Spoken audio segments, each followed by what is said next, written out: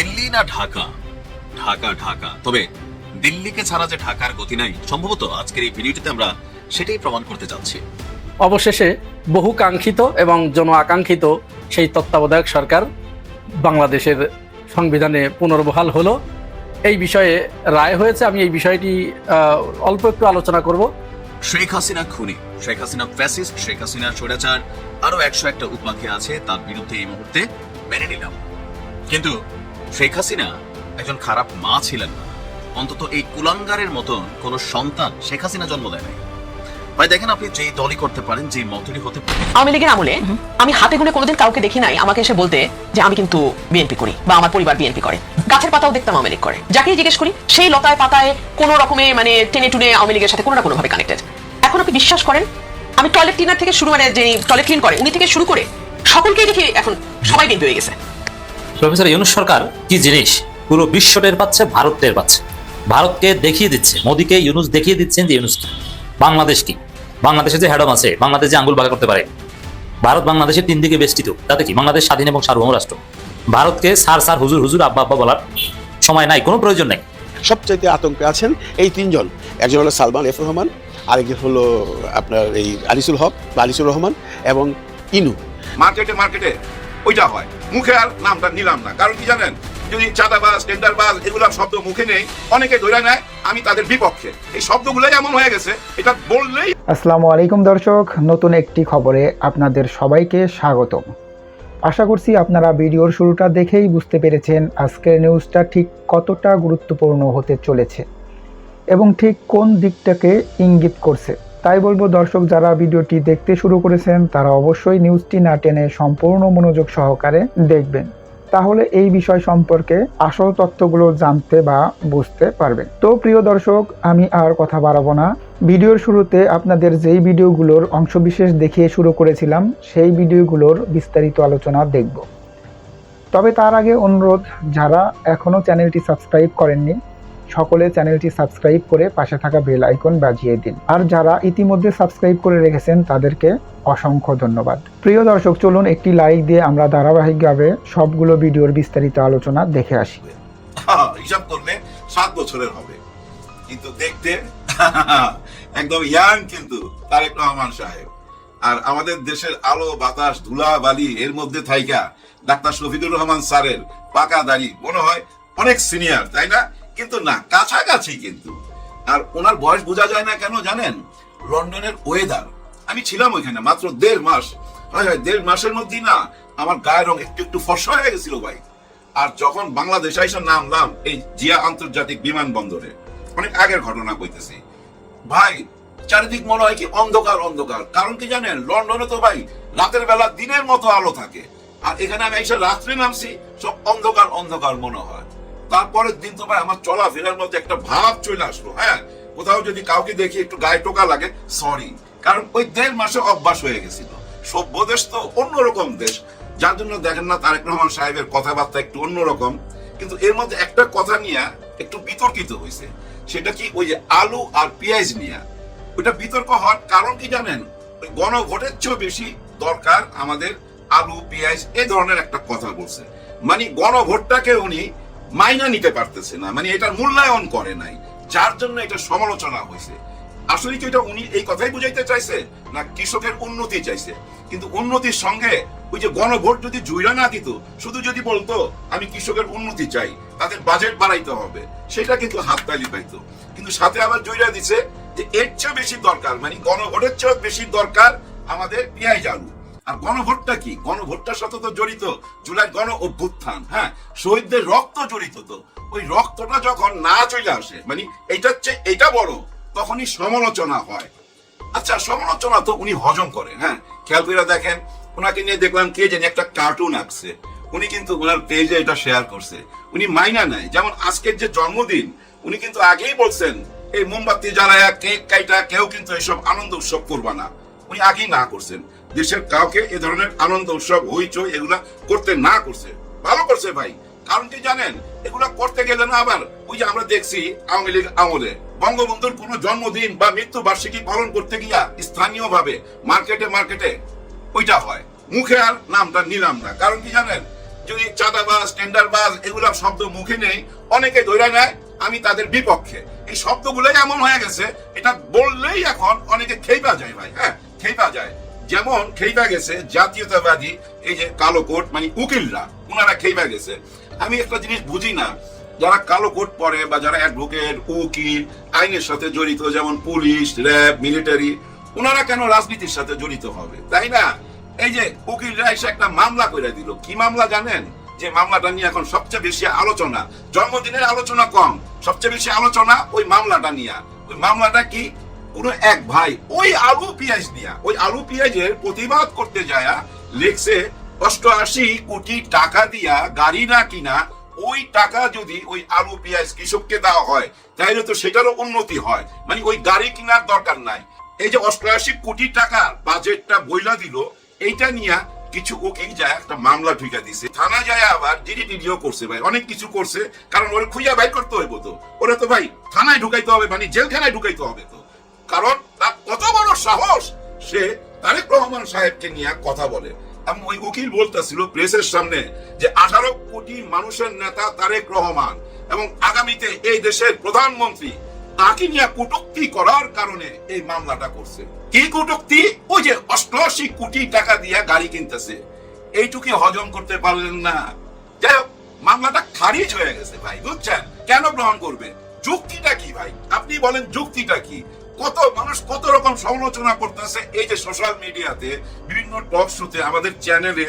Doctor Mohammad Yunus স্যারের পায়জামার ফিতা নিয়া প্রতিদিনই তো টানাটানি হয়। গত 1.5 বছর এইসব টক শোতে ওই পায়জামার ফিতা নিয়ে টানাটানি করতেছে না? কারণ আমি মামলা দিছে, কাউকে হুমকি দিছে, কারো বাসায় গোয়েন্দা পাঠাইছে রাইতে উঠায় আনাবার জন্য। আগে যেটা হইতো একটা স্ট্যাটাস দিলেই তো ভাই, হ্যাঁ, রাত্রের বেলা ধরে নিয়ে চলে যেত, তারপরে ফেরত দিত কি ফেরত দিত না এটা তো আপনারাই জানেন। শত শত আয়না ঘর কেন হইছে? কাদের রাখার জন্য? যারা ওই যে সমালোচনা করবে, যারা এইসব প্রতিবাদ করবে তাদের জন্য। ওইটা তো প্রতিবাদ ছিল, তাই না? কারণ গণভোটের চেয়ে বেশি মূল্য হইতে পারে কেমনে আলু আর পেঁয়াজ? গণভোটের সঙ্গে তো রক্তের সম্পর্ক ভাই, রক্তের সম্পর্ক এই গণভোটের সঙ্গে, তাই না? সমালোচনা তো করতেই হবে, কেন করবে না? সবাই করার অধিকার আছে, সমালোচনা তো সবাই করতেছে। দেখেন না এই যে শেখ হাসিনার বিচারটাও তো কেউ কেউ মাইনা নিতেছে না। বাংলাদেশের ভিতরে বৈশা বিভিন্ন মিডিয়াতে টক শোতে বলতেছে না না বিচারটা ঠিক হয় নাই। আবার কেউ কেউ বলতেছে এখানে স্বাধীনতার বিপক্ষের মানুষের বিচার হইছে, এখানে স্বাধীনতার পক্ষের মানুষের বিচারটা জায়েজ হয় নাই। আবার অনেকে এসে বলতেছে আমরা ক্ষমতায় গেলে, এটা কিন্তু দলের কথা না, একজন পাগলের কথা। সে বলতেছে আমি যদি ক্ষমতা যাই আর আমার দল যদি ক্ষমতায় যায়, এই রাজাকাররা কিভাবে এই দেশে থাকে দেখে মুখ দেখে নিছে। শেখ হাসিনাও দেখে নিছে, দেখে নেওয়ার জন্য ভাই বহুত কিছু করছে চারিদিক থেকে। আরে গলায় ফাঁসি তো ওনারে দেয় নাই, গলায় ফাঁসি দিছে কারে জানেন? ভারতের গলায় ফাঁসি দিছে তো, ভারতের গলায়। হ্যাঁ, এত সহজে ছাইড়া দিবে? দেখেন আন্তর্জাতিক বিচার ট্রাইব্যুনাল একটা আছে, অপরাধ বিচার ট্রাইব্যুনাল। ওইটা কোথায় জানেন? ইতালিতে, রোমে। ওই কোর্টে মামলা করতেছে। মামলা মানে কি জানেন? এই বিচারের সমস্ত রায়, এই যে হাজার হাজার পৃষ্ঠা, সবগুলো এখানে পাঠাইতেছে। অডিও ভিডিও যত রকম প্রমাণ আছে, রাজ সাক্ষীর প্রমাণ সহকারে ওই উচ্চ আদালত, মানে সমস্ত মানব অধিকারের বিচার যেখানে যেখানে হয় তাদেরও তো একটা হেড অফিস আছে। ওই হেড অফিসটা কোথায় জানেন? ওই ইতালির রোমে। ওই আদালতে শেখ হাসিনা এবং ওই যে ডাকাত কামালকে ফেরত আনার জন্য আবেদন করতেছে। ডক্টর মোহাম্মদ ইউনূস স্যার তো লড়বে অন্য অ্যাঙ্গেলে, অন্য লেভেলে। তবে আমি একটা জিনিস জানি, বর্তমান উপদেষ্টার মধ্যে যারাই আছে ভাই, হয়তো আপনারা অনেকে অনেক রকম সমালোচনা করবেন, অনেকের নামে অনেক কথা শোনা গেছে, কিন্তু ওনারা সবাই এই দেশপ্রেমিক ভাই। কারণ কি জানেন? ভালোর সাথে থাকলে ভালো হয়ে যেতে বাধ্য হয়তো ভাই। 10টা মূর্খের মধ্যে একজন পণ্ডিত লোককে আপনি বসায় দিয়ে আসেন, 1 মাস পর্যায়ে দেখবেন ওই পণ্ডিত লোকটা না মূর্খের মতো কথা বলতেছে। আবার 10 জন শিক্ষিত লোক, জ্ঞানী লোক, পণ্ডিত লোকের ভিতরে একজন মূর্খরে রাইখা চলে আসেন, দেখবেন সে পণ্ডিত হয়ে গেছে। হ্যাঁ ভাই, এটা বাস্তবতা। হ্যাঁ ভাই ব্রাদার, একজন মূর্খ মানুষকে যদি শিক্ষিতর মধ্যে ছাইরা দেন না, ওই লোকটা জ্ঞানী হয়ে যায়। কেন এই কথাটা বললাম তার আগে একটু ছোট্ট ভূমিকা দেই।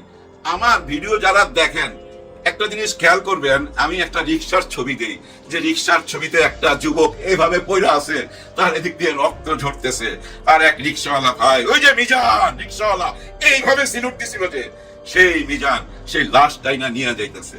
কেন দিয়ে জানেন? এই ছেলেটি বিদ্যা নিকেতন স্কুল অ্যান্ড কলেজের ছাত্র, আর ওই স্কুল অ্যান্ড কলেজে আমার মেয়ে পড়ে। আর ওই স্কুলে যেহেতু আমার মেয়ে পড়ে, যার জন্য আমার বারবার মনে পড়ে গোলাম নাফিজের কথা, শহীদ গোলাম নাফিজ। আর এই শহীদ গোলাম নাফিজকে যে রিক্সাওয়ালা নিয়ে গেছিল, সেই রিক্সাওয়ালা ভাই এখন কোথায়? হ্যাঁ, মিজান সাহেব তো নির্বাচনে দাঁড়ায় গেছে। কোথায় দাঁড়াইছে জানেন? এই যে মির্জা আব্বাস, যেখানে মনে হয় ঢাকা 8 বোধহয়, ঢাকা 8 হয়, যাই হোক ঢাকা 8 নাকি একটু লেখা জানেন তো। এই যে মির্জা আব্বাস হেভিওয়েট ক্যান্ডিডেট, ওর সাথে দাঁড়াইছে কে? সেই রিক্সাওয়ালা ভাই মিজান সাহেব। এইভাবে সেলুট দিছিল যে আজকে সে নমিনেশন নিল। এবং তার পাশে কারা থাকবে? এনসিপি। তাসলিম জারাকে দেখলাম তার পাশে বসে কানে কানে কথা বলতেছে, মানে বুদ্ধি পরামর্শ দিতেছে। আর নাসিরউদ্দিন পাটোয়ারি তার সম্বন্ধে একটা বক্তব্য রাখলো, রাইখা তারে মাইকটা দিল, ভাই সেও ভাই আগুন ঝরা একটা বক্তব্য দিল, তারপরে সবাই স্যালুট দিল। চিন্তা করেন পোলাপানের কাজ কিভাবে ভাই এন্টি মিসাইল বানায়। হ্যাঁ ভাই, আকাশেই ধ্বংস করে দিবে। তো আপনি মিসাইল মারবেন আর ওনারা এন্টি মিসাইল দিয়া ধ্বংস করে দিবে আকাশের মধ্যেই। কিরকম বুদ্ধি, কার সাথে কাকে দাঁড় করায় দিল, এই আসন নিয়ে অনেক আলোচনা হবে। কারণ পুরা মিডিয়া দেখবেন এদিকে ঝাঁপায়া পড়বে। আপনাদের মনে আছে ওই যে বনানী থেকে দাঁড়াইছিল আমাদের হিরো আলম, আর সাথে কে? ওই যে আরাফাত হায় এখন দাঁড়িয়ে রাখছে, আবার এদিক থেকে ফ্রেঞ্চ কাট দাঁড়িয়ে রাখছে, আর চোরের মতো হয়ে গেছে তো চেহারা।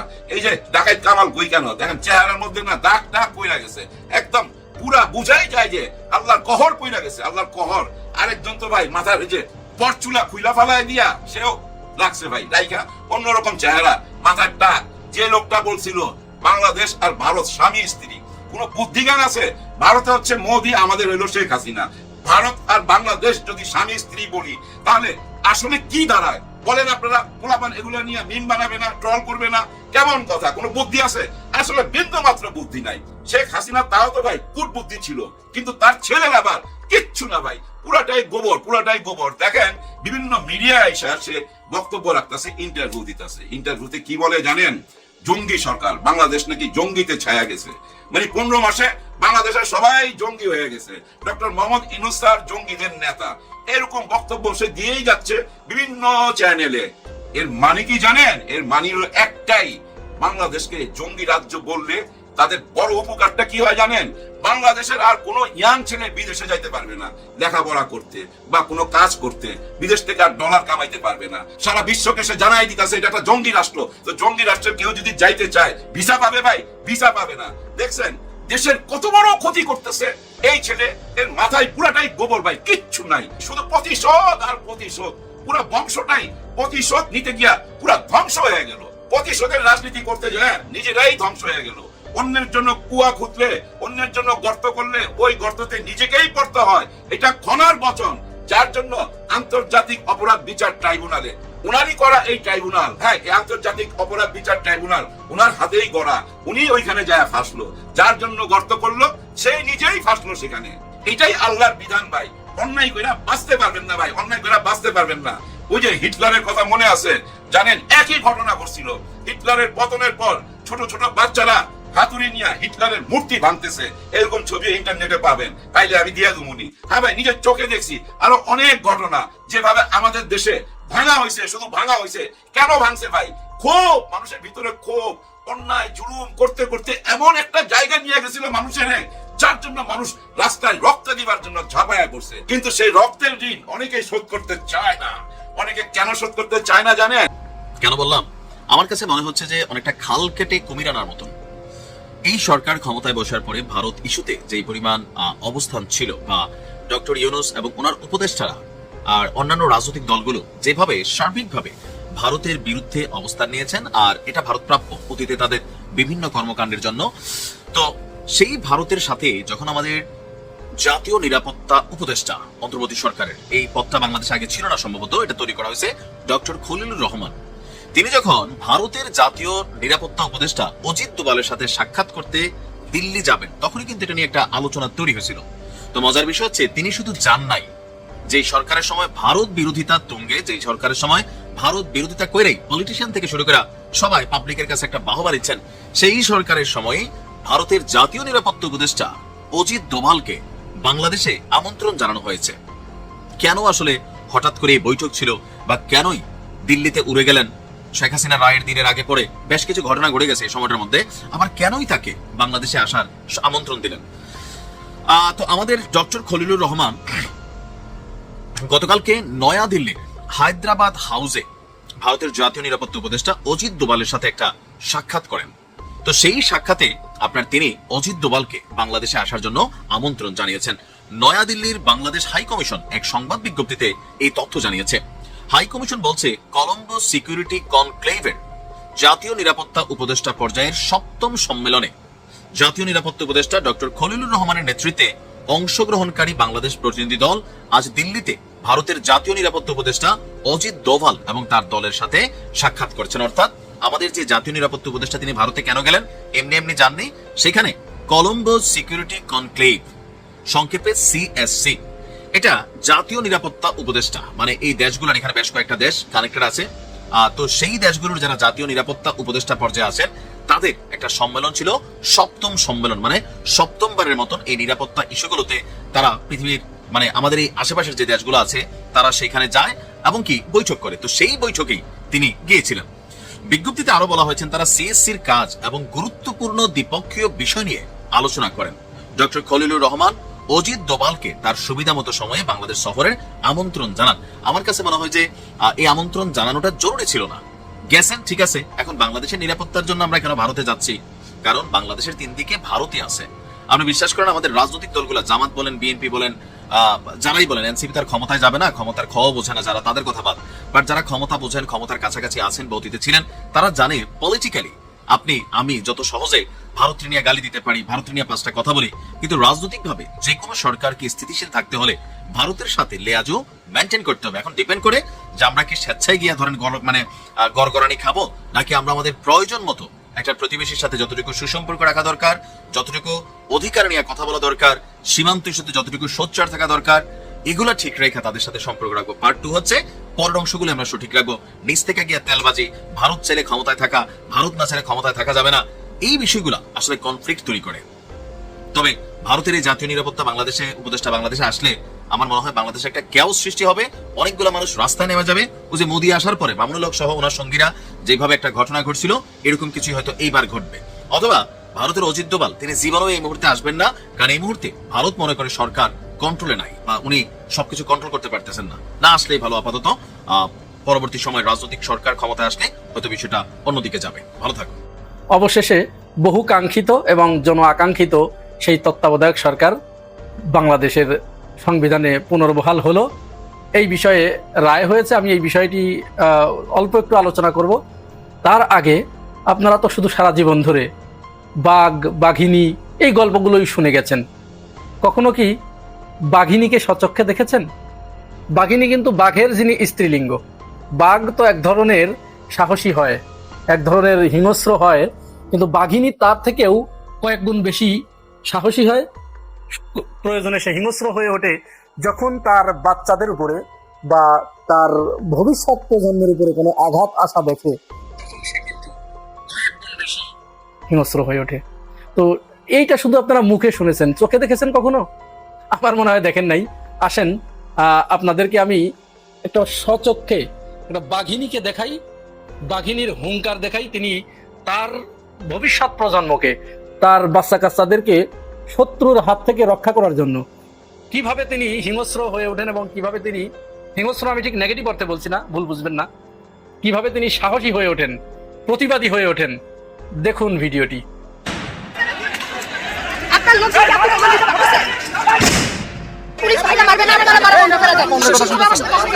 বললাম যে আপনারা করবেন না, প্লিজ। আপনার লোকজন হঠাৎ করে লাঠি নিয়ে এসে এই যে ওদেরকে বসে কেন? আপনার মনে হয় যে আমি চুষ বরাবর বসে বসে যে আমার এই লোকজনকে মারবে, আমি বসে বসে চুষ বরাবর? মাইন্ড ইউর ল্যাঙ্গুয়েজ মানে কি? আপনি আমাকে মারবেন আর বলবেন যে মাইন্ড ইউর ল্যাঙ্গুয়েজ? আপনি আসলে ফাইজলামি করেন। আপনি মারলে আমরা কেন হাসি সুন্দর রাখবো? আমরা নিশ্চয়ই আপনার উপর আঘাত করবো। আপনার সাথে আমার হাতে একটা চাচি লাগছে, আমি আপনাকে বলতে সরি ভাই।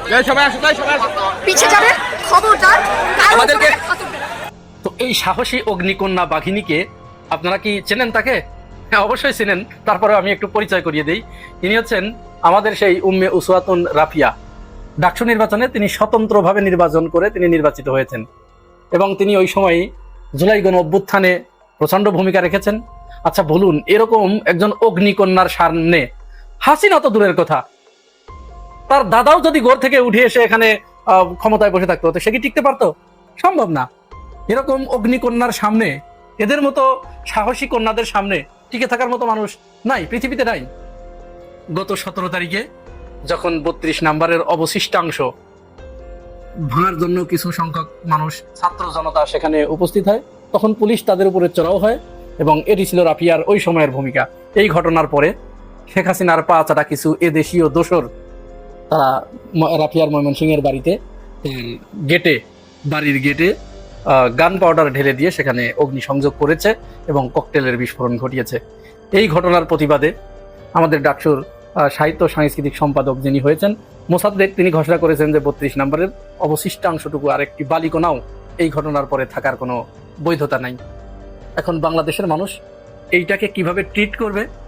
যারা তার বাড়িতে হামলা চালিয়েছে, ডিসি মাসুদ সহ আপনি সেখানে একটা সিন ক্রিয়েট করেছেন। কাল যদিও আমি আপনার পক্ষে বলেছি, তারপরেও আপনি জুলাই গণ অভ্যুত্থানের পক্ষের শক্তিকে একটা 32 নম্বর রক্ষার জন্য যে ভূমিকা পালন করেছেন, ঠিক তার থেকে দ্বিগুণ ভূমিকা নিয়ে আপনি এইখানে কারা এর সাথে জড়িত, ময়মনসিংহে রাফিয়ার বাড়িতে কারা এই ঘটনা ঘটালো, এই দুর্বৃত্তদের অতি দ্রুত গ্রেপ্তার করে আইনের আওতায় আনার আহ্বান জানাচ্ছি। এবার চলুন আমরা ওই তত্ত্বাবধায়ক সরকার ব্যবস্থায় চলে যাই। গতকাল 20 নভেম্বর 2025 প্রধান বিচারপতি সৈয়দ রেফাত আহমেদের নেতৃত্বে গঠিত 7 সদস্যের একটি পূর্ণাঙ্গ বিচারক প্যানেল এই রায় ঘোষণা করেছেন এবং রায়ে তারা অবজারভেশন যেটি দিয়েছেন এটি সংবিধানে সন্নিবেশিত করা হলো এবং ত্রয়োদশ জাতীয় সংসদ নির্বাচন অন্তর্বর্তীকালীন সরকারের অধীনেই অনুষ্ঠিত হবে, আর পরবর্তী সংসদ নির্বাচন অর্থাৎ চতুর্দশ সংসদ নির্বাচনী থেকে এই তত্ত্বাবধায়ক সরকার ব্যবস্থা কার্যক্রম শুরু করবে। এখন এই রায়ের পরে তত্ত্বাবধায়ক সরকারের রূপকারকে, এটা নিয়ে রাজনীতির মহলে ব্যাপক আলোচনা এবং চটকদার গল্প উপস্থাপিত হয়েছে। বিএনপি দাবি করছে যে না, এটি আমরা উত্থাপন করেছিলাম। বিএনপির অনেক নেতা বলার চেষ্টা করছে যে তারেক রহমান এটি উত্থাপন করেছিল, শহীদ প্রেসিডেন্ট জিয়াউর রহমান, বেগম খালেদা জিয়া ইত্যাদি ইত্যাদি।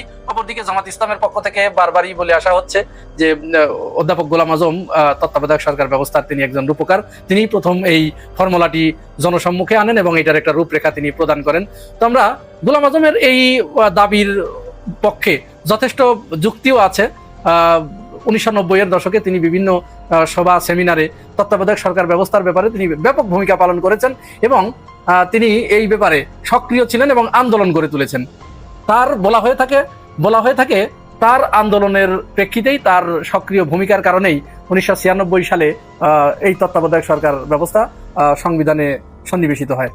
আর বিএনপি যে এইটার ক্রেডিট নিতে পারে না, এর একটা যুক্তি আছে। যুক্তিটা কি? যুক্তি হচ্ছে 1991 সালে বিএনপি যখন ক্ষমতায় আসার পরে কিন্তু বিএনপি তত্ত্বাবধায়ক সরকার ব্যবস্থা মানে নেই। তখন কিন্তু বলা হয়েছিল যে বিএনপি ক্ষমতা ছেড়ে দেবে তত্ত্বাবধায়ক সরকারের কাছে। ওই সময় খালেদা জিয়া কিন্তু একটি কথা বলেছিলেন যে পাগল এবং শিশু ছাড়া কেউ নিরপেক্ষ নয়, এরকম একটা ঘোষণা তিনি দিয়েছিলেন এবং তত্ত্বাবধায়ক সরকার ব্যবস্থা মানবেন না বলেই তিনি ক্ষমতাকে দীর্ঘস্থায়ী করার মানুষে তিনি আরো লেন্দি করতে চাচ্ছিলেন ক্ষমতায়। পরে 15 ফেব্রুয়ারি একটা নির্বাচন, জানতেন একটা নির্বাচন করে ফেললেন। তারপরে কিন্তু জুনে 1996 সালের জুনে গিয়ে কিন্তু তত্ত্বাবধায়ক সরকারের অধীনে আবার নতুন করে নির্বাচন হলো। সুতরাং এই বিএনপি যদি এই দাবি করে থাকে যে তারা তত্ত্বাবধায়ক সরকার ব্যবস্থার প্রবর্তক, তাহলে তো তারা তত্ত্বাবধায়ক ব্যবস্থাকে গলা টিপে হত্যা করতো না। অর্থাৎ যে যেটা রূপকার, যে সন্তান জন্ম দেয়, সে কি সেটাকে গলা টিপে হত্যা করে না তো।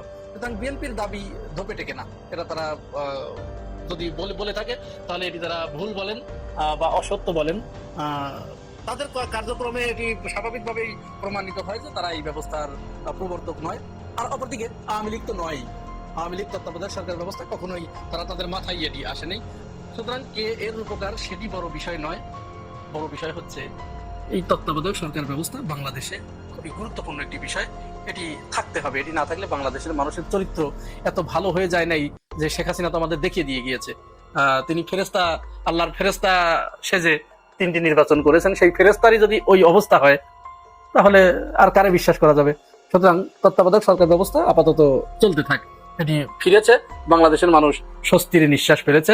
এরপরে চলুন আমরা সর্বশেষ আর একটা বিষয়ে একটু কথা বলি। সেটা হচ্ছে ডাকসু নির্বাচনের পরে ডাকসুর যিনি জিএস প্রার্থী ছিলেন তানভীর বাড়ি হামিম ছাত্র দলের পক্ষ থেকে যিনি দাঁড়িয়েছিলেন, তিনি আজকে একটি সাক্ষাৎকারে বলেছেন যে ডাকসু নির্বাচনের পরে প্রায় 2.5 মাস 3 মাস হতে চললো, ডাকসু কিচ্ছু করতে পারে নাই, কোনো কাজ করে নাই।